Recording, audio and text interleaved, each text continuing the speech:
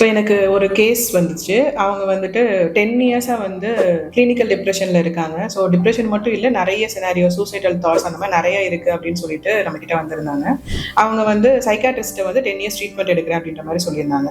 அவங்க கிட்ட என்ன நான் பார்த்த பிரச்சனை, முக்கியமான பிரச்சனை என்ன இருந்துச்சுன்னா, அவங்களால வந்து சூசைட் பண்ணிக்காம இருக்க முடியல. ஃபார் எக்ஸாம்பிள் இப்ப அவங்க வீட்ல அவங்களுக்கு 2 பசங்க இருக்கு, ஹஸ்பண்ட் இருக்காங்க, அம்மா கூட இருக்காங்க. அவங்க வந்து அம்மாவோ இல்ல ஹஸ்பண்டோ யாரோ ஒருத்தவங்க அவங்க கூட இருந்துட்டே இருக்கணும். யாராவது ஒருத்தங்க வெளிய போயிட்டாலும் ஒண்ணு போய் கிணத்துல குதிச்சிடுறது, இல்லைன்னா வந்துட்டு ஏதாவது ஒன்று ட்ரை பண்றதுன்ற மாதிரியான சினாரியோல இருந்தாங்க. ஸோ நம்ம ஒரு 3 months வந்து நம்மளோட ட்ரீட்மெண்ட் கொடுத்துருந்தோம்.